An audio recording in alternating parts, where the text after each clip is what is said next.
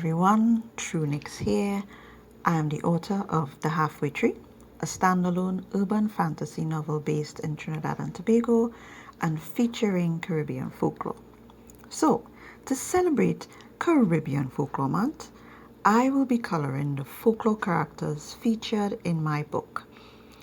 I will be using the artist's coloring book from Ajumbi Publishing House, which features 30 designs from folklore characters around the Caribbean designed by Marsha McKee. Now, while I'm coloring, I'll be explaining the folk characters, who they are, what I know about them, and the role they play in my story. I am by no means a coloring expert. In fact, I like to color outside the lines sometimes. This is just some fun. So let's start. So the first design we're going to be coloring is the silk cotton tree. We'll start, of course, with this one because this is the semi-star of my book. I mean, the book is named after it. The silk cotton tree is the halfway tree. It's a character all on its own. But what is the legend of the silk cotton tree, or the halfway tree as it is sometimes called? So in the Caribbean, there are certain trees that are referred to as Jumbi trees. These are trees that Jumbis love to live on or play in, and the silk cotton tree is probably the most infamous for harboring Jumbis. Now, what kind of tree is the halfway tree? It is a silk cotton tree. It's also referred to as a bombax or a kapok or red cotton tree, I think. These trees tend to be giants among trees, especially if left alone. Growing deep in the hills, these trees can grow to massive heights, like towering above all the other foliage. So they can be seen from long distances. They were believed to be spiritual objects in the living world. If you came near one, even past any shadow of one, which is kind of hard not to do given how tall they are, Jumbis would visit your house. You would be victim to their mischief. Now, whether these trees were already seen as spirit trees or they became spirit trees because Jumbis lived on them, I can't say which one came first. But from my research, they already were used by the people who came to the Caribbean during colonization, like people from Africa and India. The tree was used for medical and medicinal purposes, like their bark and other parts of the tree. And parts of the tree were also used to make boats. There's also a place in Jamaica called the Halfway Tree, I think. I'm not sure what is the history of the place and why it is called that. Hopefully somebody from Jamaica can fill in the blanks on that. I'm from Trinidad and Tobago. I can only say what I know about the law here.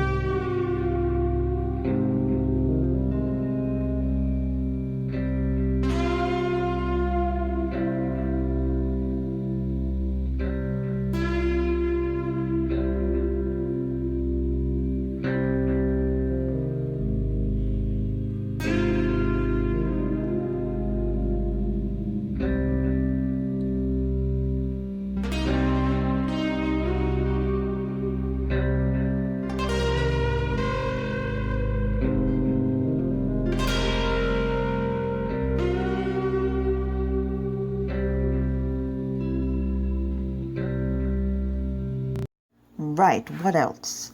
While the silk cotton tree is the most well-known Jumbie tree, it could be any tree because from what I was told, another origin of the Jumbie tree was when slave masters would bury their riches, rumored to. They would kill one of their slaves and bury the slave with their money so that the slave's Jumbie would protect it like forever. So if you found a Jumbie haunting a tree, it was, or at least people would think that it was there protecting some treasure buried beneath it. That was the law anyway. Now, of course, these are all folk tales, but given the atrocious stuff they did, to the enslaved during the colonization period, I would not doubt something so horrible could or would go down. Now, as for my story, I play on the idea of the halfway tree being this portal to another world. I love portals. It's one of my favorite fantasy tropes. Yeah, so I play on the idea of it being a bridge to the Jumbie world, that the Jumbies don't just live in the tree, but the tree is a doorway to their world, and if you get too close, you might get sucked in through the portal. Because this is always the warning. Don't get too close to these trees, otherwise, well, I take the otherwise and I run with it.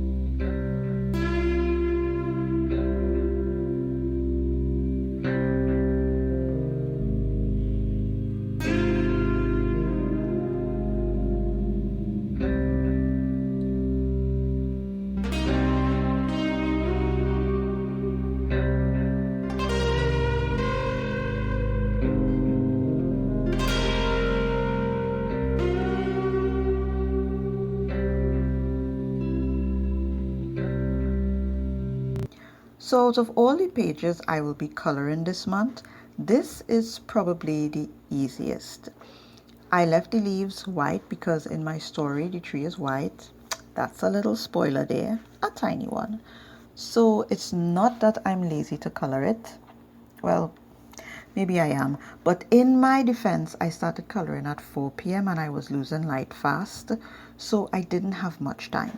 So that's the silk cotton tree and what it is in Caribbean folklore. These are the least amount of color pencils I think I used in a session. If you would like to color with me, I think there'll be a link to the artist coloring book below in the description. My book, The Halfway Tree, there will also be a link to purchase it down in the description. And I hope you continue to join me in this series during October, where I continue to tell you about the Caribbean folklore characters featured in my book for Caribbean Folklore Month.